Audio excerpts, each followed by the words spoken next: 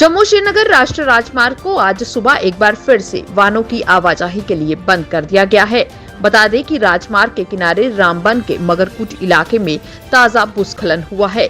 इसके साथ ही मशीनों और आदमियों को आवाजाही के एक बार फिर शुरू करने के लिए राजमार्ग साफ करने के लिए काम पर लगा दिया गया है और उम्मीद है कि जल्द ही एक बार फिर आवाजाही शुरू कर दी जाएगी।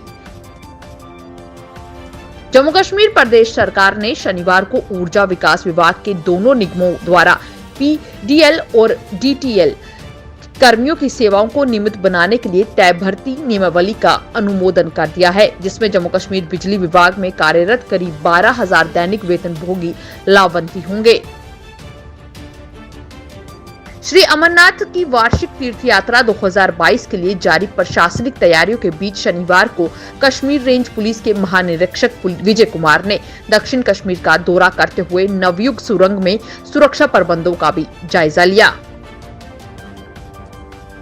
जम्मू कश्मीर को पोलियो उन्मुक्त बनाए रखने के लिए रविवार यानी आज से लाखों ननिहालियों को 2 बूंद जिंदगी की पिलाई जाएगी। इसके लिए सभी तैयारियां पूरी कर ली गई हैं और वैक्सीन भी सभी केंद्रों पर पहुंचा दी गई है। पूरे कश्मीर में शनिवार को मौसम की स्थिति में सुधार हुआ, जबकि स्थानीय मौसम विज्ञान विभाग ने बताया है कि 2 मार्च को उच्च स्थानों पर 2 दिनों तक बारिश की आशंका जताई जा रही है। इसके साथ साथ ये बताया गया है कि इसके बाद 5 मार्च तक किसी भी तरीके से बारिश और बर्फबारी की कोई उम्मीद नहीं है। बजरंग वाहिनी दल के जम्मू कश्मीर प्रमुख बच्चन चलोत्रा की मौजूदगी में शनिवार को सैकड़ों युवा इसमें शामिल हो गए हैं। इस अवसर पर आपको बता दें कि जेकेयूटी प्रमुख बच्चन चलोत्रा ने कहा कि इस बजरंग वाहिनी दल के साथ युवाओं का जुड़ना ये साफ है कि कहीं न कहीं अब लोग बदलाव चाहते हैं।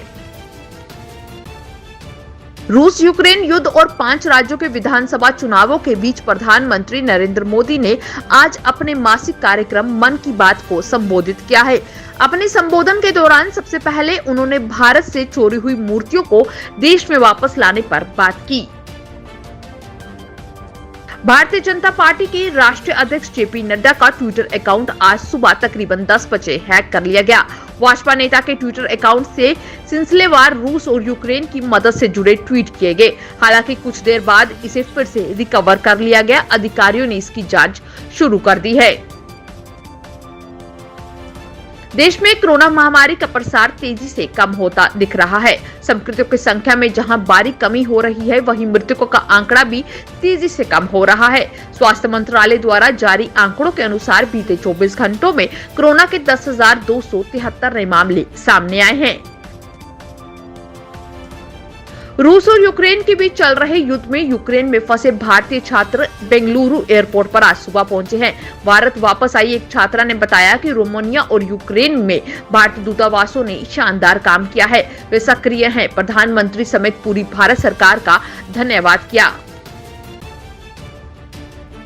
अमेरिकी राष्ट्रपति जो बाइडेन ने साफ कहा है कि रूस को रोकने के 2 ही विकल्प है। पहला ये कि रूस से सीधे तौर पर युद्ध लड़ा जाए और तीसरे विश्व युद्ध की शुरुआत की जाए, या फिर दूसरा विकल्प यह है कि यह सुनिश्चित किया जाए कि जो भी देश अंतर्राष्ट्रीय कानूनों का उल्लंघन करेगा उसे उसकी कीमत चुकानी पड़ेगी।